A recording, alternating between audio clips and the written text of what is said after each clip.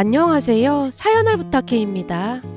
오늘의 사연을 소개하겠습니다. 결혼 얘기가 오가며 설렘 반 긴장 반으로 하루하루를 보내던 중 친구 민지를 만났습니다.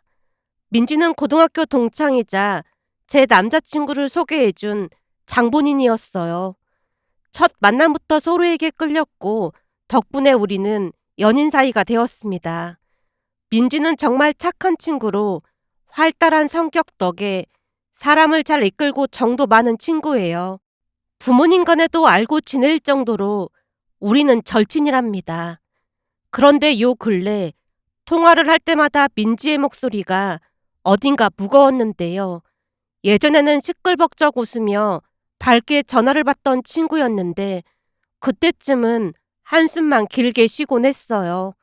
그런 민지가 마음에 걸려 오랜만에 약속을 잡고 자주 가던 식당에서 만났습니다. 민지야, 오늘은 너 먹고 싶은 거 다 시켜. 내가 다 사줄게.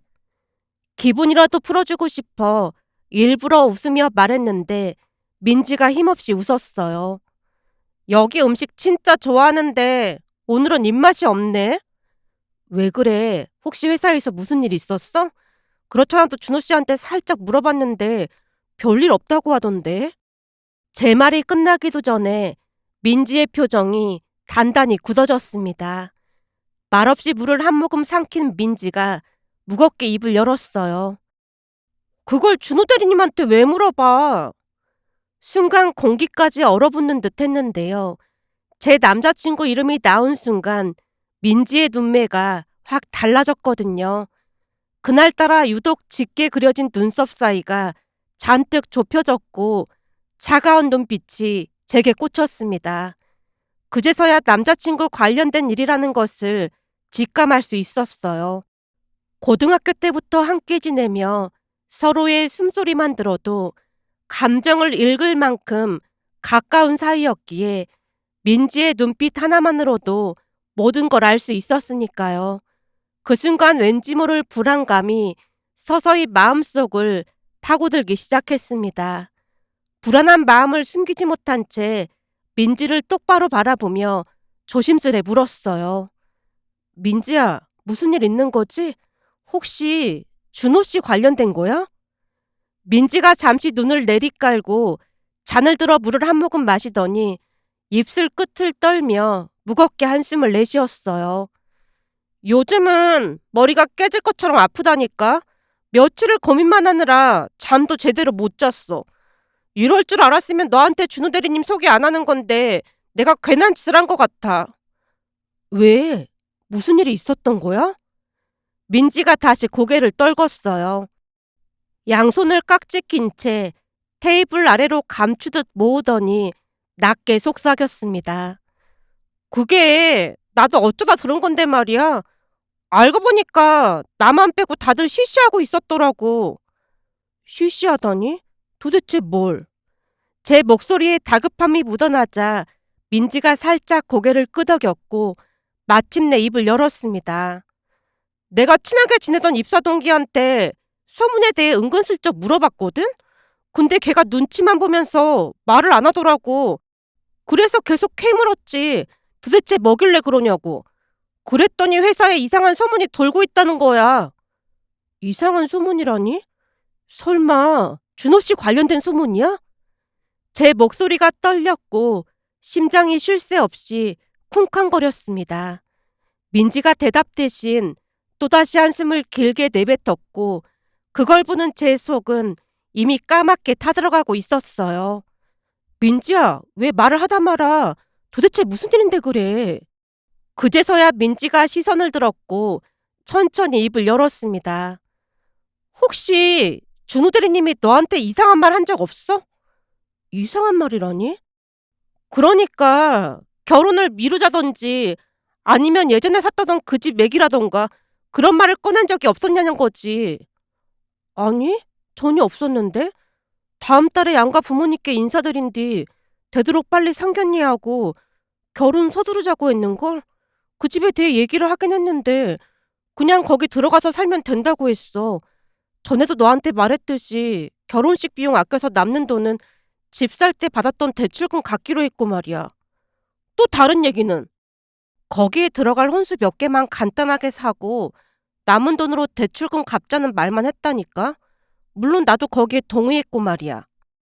준호 씨 말로는 그때 샀을 때보다 그 아파트가 엄청 올랐다나 봐.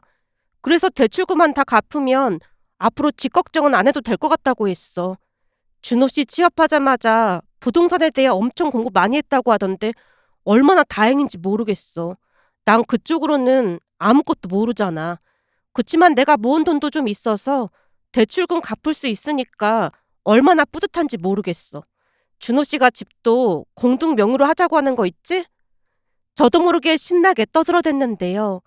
남자친구가 꾸준히 부동산 공부를 하고 집을 사놨기에 집 걱정은 안 해도 된다는 생각에 안심이 되었거든요. 하지만 그 와중에도 민지 표정이 어두워 보여서 재촉했어요. 근데 대체 왜 그러는 건데? 답답해서 숨 넘어가겠다. 그러니까 얼른 말해봐. 제 다급한 목소리에 결국 민지가 숨겨둔 말을 꺼냈습니다. 내가 그 소문이 어떤 소문인지 알아봤더니 준호 대리님이 코인 투자하다가 큰 돈을 날렸고 결국 가지고 있던 집을 팔아야 한다고 했대. 뭐? 코인 투자? 그 말에 제가 피식 웃고 말았습니다. 말도 안 되는 소리 하지도 마. 준호 씨가 주식도 적성에 안 맞는다고 손도 안 대는 사람인데 그런 사람이 코인을 했다고? 민지야, 지나가던 개가 웃겠다. 별일도 아니구만 호들갑을 떨어대고 있어. 제가 손사래를 치면서 강하게 부인했는데요. 그럼에도 불구하고 민지의 얼굴에는 여전히 먹구름이 가득했어요. 오히려 얼굴이 더 굳어졌고 입꼬리는 미세하게 떨리고 있었습니다. 나도 처음에는 너처럼 그냥 웃고 말았거든. 근데 회사에 그 소문을 모르는 사람이 없을 정도로 퍼져 있더라고. 그래서 내가 소문의 출처를 알아봤어. 그랬더니 어떤 직원이 여자친구랑 통화하려고 비상계단 문을 열고 들어갔다는데 계단 밑에서 준호 대리님이 형이랑 통화하고 있더라는 거야. 근데 엄청 격앙된 목소리로 경매로 넘어갈지도 모르니까 전세금이라도 건지려면 당장 이사 갈지 말아보라고 했대. 그러면서 가영이 너 알게 되면 난 끝장이니까 빨리 해결하라는 말까지 했다는 거야. 그런 얘기를 듣다 보니까 그 직원이 조용히 계속 들은 모양인데 들어보니 여기저기에서 대출을 엄청 땡겨서 코인을 하다가 전부 날렸다는 말을 했다지 뭐야. 그 대출금 때문에 경매로 넘어가기 전에 금매로 집을 팔아야 한다고 말이야. 형이라는 사람한테 전세 보증금이라도 건지려면 최대한 빨리 이사가라는 말을 몇 번이나 했다는 거야. 준호 대리님 집에 형이 전세 산다고 했던 건 맞잖아. 그 말을 듣는 순간 제 내리에는 남자친구가 했던 말들이 파편처럼 흩어졌습니다. 그렇지. 형님네가 살고 있다고는 했지. 우리 결혼 전에 형님네한테 집 알아보라고 말한다고 하긴 했어. 거봐. 이거 완전 거짓 소문은 아니라니까? 아무리 봐도 뭔가 이상하잖아. 그래서 내가 준호 대리님한테 단도직입적으로 물어봤거든? 뭐? 네가 직접 물어봤단 말이야? 당연하지. 너랑 결혼할 사람인데 내가 가만히 있을 리가 있겠어? 그 순간 숨이 턱 막혔습니다. 그래서 뭐라고 했는데? 처음에는 당황해서 허둥대더라고. 그러더니 그냥 집안일이니까 신경 쓰지 말라고 하더니 너한테는 절대 말하지 말라고 했어. 근데 그때 말투도 그렇고 막 허둥대는 것도 이상하더라니까? 원래 준호 대리님이 거짓말 잘 못하고 그러잖아. 근데 왠지 거짓말을 하고 있다는 생각이 들면서 뭔가 숨기고 있다는 느낌까지 들더라니까? 내가 볼 때 뭔가 감추고 있는 게 분명해. 민지의 얼굴은 확신으로 굳어 있었고 저도 어느새 표정이 굳어졌습니다. 식당 안은 여전히 분주했지만 우리 테이블 위에는 무거운 침묵만 맴돌고 있었어요. 민지의 이야기를 들은 뒤로 며칠 동안 저는 깊은 생각에 빠져 지냈습니다. 아무렇지도 않은 척 회사에 나가고 남자친구와 일상적인 대화를 주고받았지만 머릿속은 늘 같은 물음표로 채워져 있었어요. 하지만 민지가 괜한 소리를 할 리 없다는 걸 누구보다 잘 알기에 그 무게가 더 크게 다가왔던 것 같습니다. 그러던 어느 저녁 남자친구와 밥을 먹던 중 눈치를 살피며 남자친구가 조심스레 입을 열었어요. 자기야, 요즘 무슨 일 있는 거야?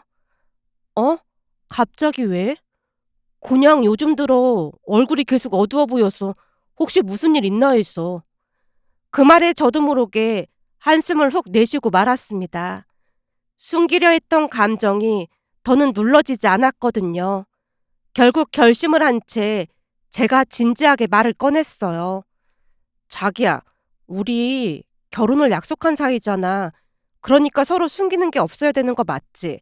만약 내가 자기한테 뭔가를 숨기고 있다면 자기도 기분 나쁘지 않을까? 그렇지. 그래서 묻는 건데 혹시 나한테 뭐 숨기고 있는 거 없어? 제가 남친의 눈을 똑바로 바라보며 묻자 잠깐이지만 확실히 그의 눈빛이 흔들렸습니다. 그 작은 동요를 놓치지 않던 사이 남친이 입을 열었어요. 민지 씨가 무슨 말 했구나? 숨기려던 말이 튀어나온 순간 제가 조용히 고개를 끄덕였습니다. 알다시피 나랑 민지는 어릴 때부터 붙어 다닌 사이야. 자기를 소개해준 것도 민지고 그런 민지가 이런 얘기를 그냥 넘겼을 리 없잖아. 남자친구가 입을 다물고 잠시 생각에 잠겼다가 고개를 떨군 채 낮은 목소리로 중얼거리듯 말했습니다. 내가 신신당부했거든. 절대 말하지 말라고. 근데 말했구나. 역시 절친 맞네.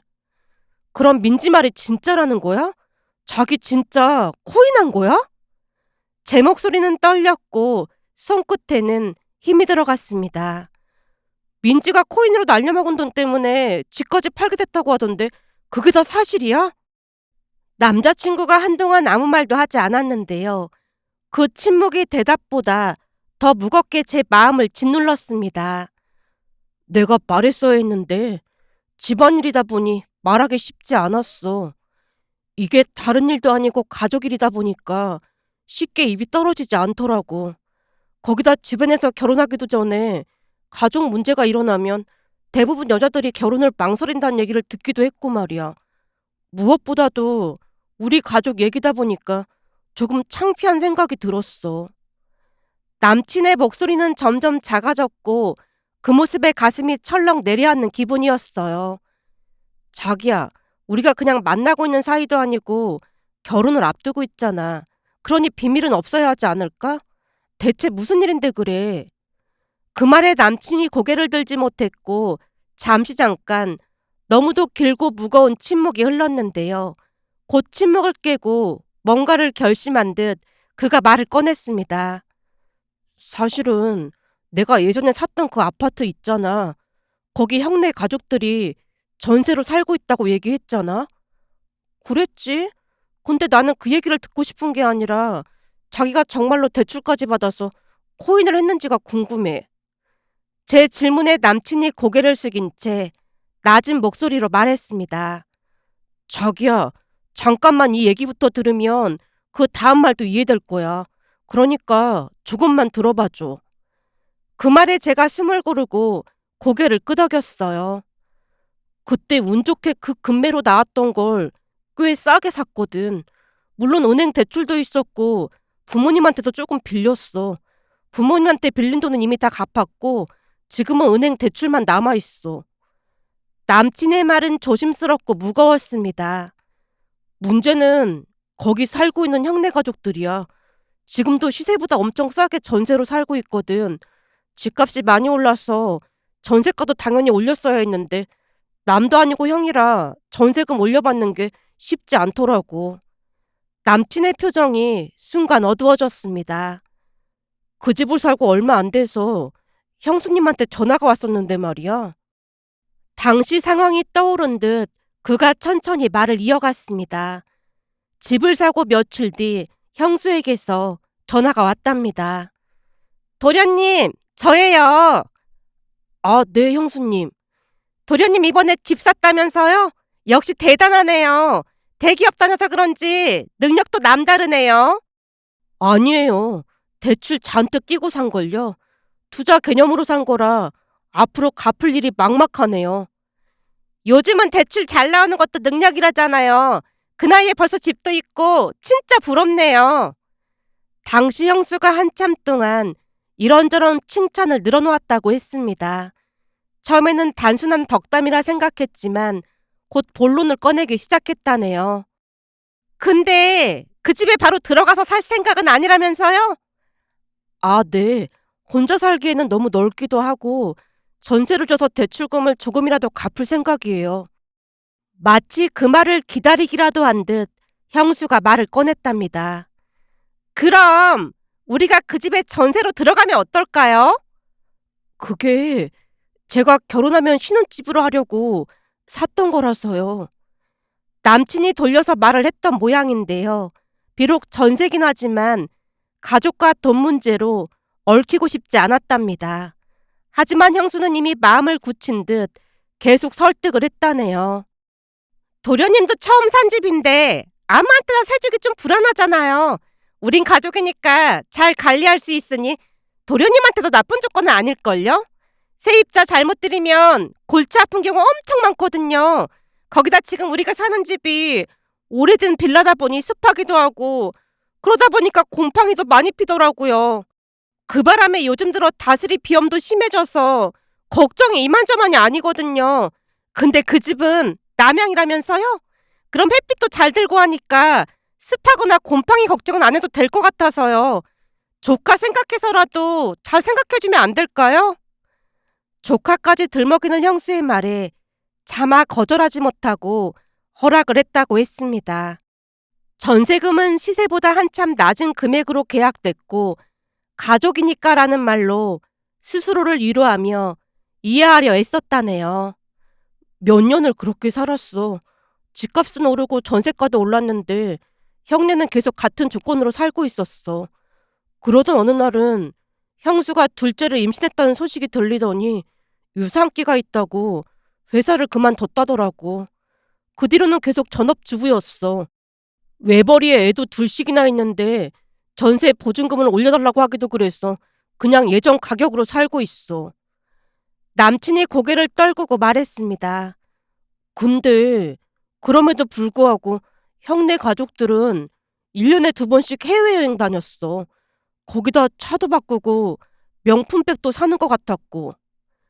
그 말을 들으며 순간 말문이 막혔지만 조용히 들을 뿐이었어요.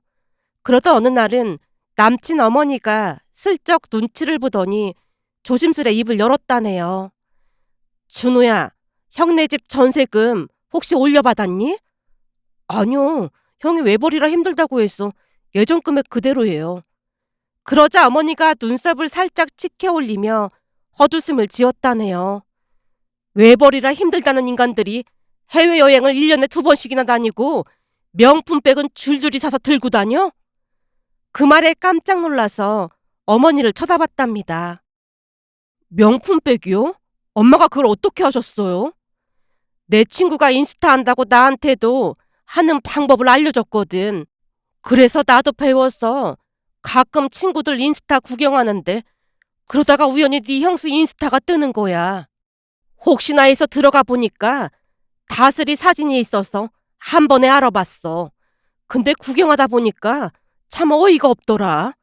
그 집을 지네 집인 양 소개해놓고 해외여행 갈 때마다 명품 가방 들고 사진 찍어서 차랑 끌어올리고 진짜 생각이 있는 건지 없는 건지 모르겠더라니까. 설마 뭐라고 하신 건 아니죠? 그러자 어머니가 잠시 남친을 노려보더니 마지못해 고개를 저으며 말했답니다.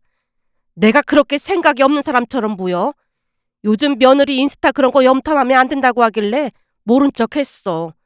2번인가 봤다가 너무 한심해서 아예 안 들어갔고 말이야. 근데 볼 때마다 뒷골이 땡겨서 말이 안 나오더라니까. 남자친구가 말없이 고개를 숙였고 어머니가 다시 조곤조곤 하지만 단호하게 말을 이어갔다네요. 내가 괜히 이런 말 하는 게 아니라 너도 지금 만나는 사람 있잖아. 그럼 곧 결혼 얘기 나올 텐데 어쩌려고 저러는 건지 모르겠다. 씀씀이 보니까 모아놓은 돈이 하나도 없어 보이던데 그 전세금으로 어떻게 하려고 그러는 건지 걱정이라니까. 그래서 얼마 전에는 내가 네 형한테 넌 짓이 저축은 하고 있냐고 물어봤어. 그랬더니 외벌이라 애 둘 키우기도 빠듯하다고 하더라고. 그렇게 빠듯한 인간들이 무슨 돈으로 해외여행 다니고 명품백을 사대는 건지 참 기가 막혀서 말이 안 나온다니까. 그니까 너 결혼 얘기 나오자마자 형한테 직구하라고 얘기해놔. 나중에 분명히 딴소리할 인간들이라니까. 그러게 애초에 걔네들한테 전세를 주는 게 아니었는데 걱정이다 걱정이야. 알았어요. 되도록 빨리 얘기할게요. 하지만 그때 당시에는 그 말을 한 귀로 듣고 한 귀로 흘러버렸다네요. 설마 남도 아니고 가족 간에 큰 문제가 생길 것이라 생각하지 못했다고 합니다. 그런데 그 설마가 현실이 되어버렸다네요. 우리 결혼 얘기가 본격적으로 오가자 남자친구가 조심스럽게 형을 따로 불러 말을 했다네요. 형, 나 조만간 결혼할 것 같아. 전세 만기도 다 됐고 결혼하고 우리가 들어가서 살기로 했으니까 되도록 빨리 집 알아봐야 할 것 같아. 그 말을 들은 형이 말없이 고개를 끄덕였지만 얼굴이 사색이 되어 있었다네요. 그리고 며칠 뒤 예상대로 형수가 전화를 걸어왔답니다. 도련님, 저예요. 아, 네, 형수님. 다른 게 아니라 곧 결혼한다면서요? 네, 곧 상견례하고 결혼 날짜도 잡을 것 같아요. 근데 도련님, 그런 중요한 얘기를 왜 이렇게 갑자기 하는 거예요? 적어도 우리가 준비할 시간은 줘야 하지 않을까요? 아직 한 반년 정도 시간 있으니까 시간은 충분할 것 같은데요. 남자친구가 최대한 조심스럽게 말했지만 형수가 내내 말도 안 되는 소리를 늘어놓았다고 했습니다. 도련님, 그러지 말고 시간을 조금만 더 주면 안 될까요? 지금 있는 돈으로는 근처 전셋집 구하기도 어렵거든요. 다슬이도 여기에 친구가 다 있다 보니까 갑자기 이사 가면 다슬이가 큰 충격을 받을 것 같아서요. 그 말에 남자친구가 입술을 깨물며 침묵했고 형수가 한술 더 떠서 이런 말까지 했답니다. 그리고 예비동서도 대기업 다닌다면서요. 두 사람 월급이면 여기 말고 좋은 곳으로 얼마든지 전세 구할 수 있잖아요. 남도 아니고 가족인데 그 정도는 해줄 수 있는 거 아닌가요? 그러니까 당분간만 도련님 회사에서 가까운 곳에 전세 얻으면 되잖아요. 둘이 살 거면 오피스텔 그런 곳이면 될 것 같은데요. 피를 나눈 가족인데 그 정도는 해줄 수 있죠. 그럼 저는 그렇게 알고 있을게요. 그리고는 전화를 뚝 끊어버렸답니다. 그 순간 남자친구는 그들이 절대 나가지 않을 것이라 확신했다고 했어요. 그래서 내가 코인했다고 거짓말을 한 거야. 집 경매로 넘어갈지도 모르니까 빨리 나가라고 말이야. 그래도 그건 너무한 거 아닐까? 그렇게 안 했으면 평생 눌러 살 기세였어. 실제로도 나한테 찾아와서 못 나간다고 소리치기도 했거든. 그 일 말고도 일이 또 있었단 말이야? 내가 완강하게 나가라고 형한테 다시 말했거든. 그랬더니 며칠 뒤 형수님이 술에 취해서 찾아왔더라고. 술에 취해서 울면서 빌기도 하고 막무가내로 소리를 지르기도 하고 진짜 미치는 줄 알았다니까. 결국 형한테 전화해서 형이 데려가긴 했는데 그날 취해서 하는 말 들어보니까 그 집을 완전히 자기네 집이라고 생각하는 것 같더라고. 형수님이 진짜 그렇게까지 했단 말이야? 그래서 얼마 뒤 형한테 다시 전화를 했어. 형수님이 하도 난리를 쳐서 나 혼자 신혼집 해결해 보려고 대출까지 받아서 무리하게 코인을 했다가 다 날렸다고 말이야. 지금 대부업체 알아보고 있는데 그것도 어려울 것 같으니까 경매로 집 넘어가기 전에 전세 보증금이라도 건지려면 빨리 나가라고 했지. 그랬더니 그제서야 혼비백산해서 부랴부랴 집을 알아보러 다니더니 뭐가 잘 안 된 모양인지 당분간 부모님 집에서 지내다가 부모님 적금 타는 거 있는데 차용증 쓰고 그거 빌려서 매달 갚기로 했대. 그럼 본가에 들어가서 사는 거야? 그때 이후로 모은 돈이 하나도 없다고 하는데 방법이 없겠지 뭐. 부모님만 불편하시게 된 것 같아서 죄송한 마음인데 엄마가 하시는 말씀이 그동안 나는 할 만큼 했으니까 신경 쓰지 말라고 하시더라고. 근데 그런 와중에 우리가 그 집에 들어가서 살아도 될까? 나중에 어떻게 해결했다고 하면 그만이야. 내 집인데 내가 왜 거기까지 생각을 해야 하는 건지 모르겠어. 솔직히 엄마 말씀처럼 그 정도면 나도 할 만큼 했다고 생각해. 여기저기서 돈 마련해서 어렵게 갚았다고 하면 그만이니까 걱정하지 마. 남자친구의 말은 차가웠지만 틀린 말은 아니었습니다. 약간의 문제가 있다는 것을 알고는 있었지만 남자친구가 책임감이 강한 사람이라는 걸 잘 알고 있었던지라 그를 믿고 결혼을 감행하기로 했는데요. 그 이후 또다시 기막힌 일이 일어날 줄 누가 알았겠어요. 얼마 뒤 남자친구 집에 인사를 드리러 갔습니다. 그리고 그 자리에 형님 부부도 와 있었는데요. 문을 열고 들어선 저를 향해 형수가 싱긋 웃으며 말했습니다. 어서 와요. 너무 반가워요. 우리 앞으로 잘 지내봐요. 상냥한 말투와 친절한 미소를 지었는데요. 남친을 힘들게 했던 사람이라고 믿기 어려웠다고 해야 할까요? 정말이지 잠시 잠깐 동안 남친이 거짓말을 한 것인가 하는 착각마저 들었습니다. 그날은 정말 더할 나위 없이 좋은 날이었습니다. 남자친구 집에서 함께 식사를 하며 웃고 떠들던 그 시간은 마치 오래전부터 알고 지낸 가족처럼 따뜻하고 정겨웠으니까요. 형님 부부도 상냥했고 특히 형수는 살뜰하게 저를 챙겨주며 눈웃음까지 곁들여 말을 걸어왔습니다. 이제 우리가 동서지간이 되는 거잖아요. 실례가 안 된다면 연락처 교환할까요? 아, 네, 좋아요. 그녀의 휴대폰에 번호를 저장해 주었고 저도 조심스럽게 그녀의 번호를 저장했습니다. 첫 만남치고는 너무도 유쾌하고 부드러웠던 분위기였고 그날의 형님 부부는 남자친구가 했던 이야기와는 딴판이라 그동안의 일들을 까마득하게 잊고 말았다고 해야 할까요? 하지만 그 평온함은 오래가지 않았습니다. 며칠 후 남친의 형수에게서 전화가 걸려왔어요. 조금 놀란 마음으로 전화를 받았습니다. 안녕하세요. 가영씨, 잘 지냈어요? 네, 형님도 잘 지내셨죠? 살다 보니까 형님이란 소리도 다 듣고 참 신기하네요. 근데 아직 결혼도 안 했는데 그런 호칭 쓰는 건 좀 이르지 않나 싶네요. 말투는 웃음기가 없었고 차갑기 그지없었습니다. 순간 머릿속이 얼어붙었어요. 아, 네, 죄송합니다. 딱히 호칭을 어떻게 사용해야 할지 몰라서요. 사과를 했지만 그녀가 별 반응 없이 묵묵히 말을 이어갔습니다. 그날의 친절함은 온데간데 없었고 목소리만으로도 차가운 공기가 스며드는 느낌이었어요. 그건 그렇고 가영 씨 혹시 잠깐 시간 좀 낼 수 있어요? 시간이요? 잠깐 만나서 꼭 해줄 말이 있어서요. 굉장히 중요한 얘기라 직접 얼굴 보고 얘기하고 싶어요. 그 순간 알 수 없는 싸늘한 기운에 등줄기가 서늘해졌습니다. 괜한 예감일 수도 있다고 애써 마음을 다잡았지만 불길한 생각이 스쳐 지나갔어요. 결국 그녀와 약속 날짜를 정하고 전화를 끊었는데요. 전화를 끊기 전 남자친구에게는 절대 알리지 말라는 말을 몇 번이나 반복하다 전화를 끊었습니다.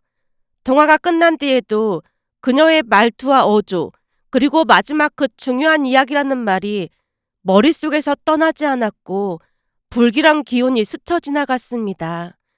결국 참지 못하고 친구 민지에게 전화를 걸었어요. 민지야, 준호 씨네 형수님한테서 전화가 왔어. 직접 만나서 얘기하자는 거 있지. 민지가 단숨에 말했습니다. 결혼한 것도 아닌데 왜 굳이 따로 만나? 뭔가 이상한 것 같으니까 대화 내용 전부 녹음해. 뭐? 녹음? 그건 너무 오바 아닐까? 그 향수라는 사람이 준호 대리님한테 절대 말하지 말라는 말을 한 거 자체가 이미 이상한 거야. 그러니까 무조건 녹음해. 그 말에 제가 아무 말도 못하고 있자 민지가 딱 잘라 말했어요. 그리고 너 벌써 잊은 거야? 그 향수 때문에 준호 대리님이 코인했다는 거짓말을 한 거잖아. 그러니까 긴장을 늦추지 말라 그 말이야. 근데 그날 가서 보니까 이상한 사람 같진 않던데. 내가 볼 때 절대 평범한 사람은 아닌 게 확실해. 녹음한다고 해서 손해볼 것도 없잖아. 괜한 일 생기기 전에 그냥 준비해두자는 거지. 그 이후에도 민지는 녹음하라는 말을 몇 번이나 반복했고 결국 저는 약속 당일 카페 문 앞에서 휴대폰 녹음 버튼을 눌렀습니다. 테이블에 앉아 그녀를 기다리는 동안 가슴이 점점 답답해졌고 그러다 보니 이마에 식은땀이 맺혔습니다. 잠시 후 그녀가 들어왔어요. 그날과는 전혀 다른 분위기였다고 해야 할까요? 미소는 있었지만 눈은 웃고 있지 않았어요. 가영씨, 오래 기다렸죠? 커피는 내가 살게요. 그 말에 제가 억지로 웃으며 고개를 끄덕였지만 그 다음 이어진 이야기는 상상조차 하지 못했던 방향으로 흘러가기 시작했습니다. 우리 준호 말이에요. 애가 착해 보이긴 한데 고집이 얼마나 센지 몰라요. 저번에 사귀던 여자가 진짜 예뻤거든요. 근데 어느 날 갑자기 헤어졌다고 하길래 확인해 보니까 준호가 답답해서 못 만나겠다고 헤어졌다고 하더라고요. 우리도 잘 몰랐는데 준호한테 의처증 그런 증세가 있다고 하더라고요. 매번 어디냐고 따져묻고 난리도 아니었다고 하더라니까요. 가족들 앞에서 꼬박꼬박 도련님이라는 호칭을 쓰던 것과는 달리 그녀는 시종일관 짜증스러운 표정으로 준호라는 말을 입에 담았습니다. 그리고 우리 시부모님도 한 고집 하시거든요. 나니까 참고 사는 거지. 나도 이혼을 수백 번 생각하면서 살았어요. 제가 말없이 고개를 숙였지만 제 반응은 아랑곳하지 않은 채 그녀가 계속해서 말을 이어갔습니다. 내가 제일 어이없었던 건 말이죠. 우리가 지금 딸만 둘이잖아요. 아들 못 낳았다고 어찌나 구박을 하던지 요즘 세상에 이런 집이 어딨겠어요? 생각하는 게 완전 조선시대 마인드라니까요. 가영씨가 첫 인사 왔을 때 진짜 이상했어요. 왜 이렇게 착한 사람이 준호랑 결혼하려는 거지? 죄책감이 들 정도였다니까요. 그래서 이렇게 만나자고 한 거예요. 만약 나도 결혼 전으로 돌아간다면 절대로 결혼 안 했을 거예요. 그러니까 가영씨도 잘 생각해봐요.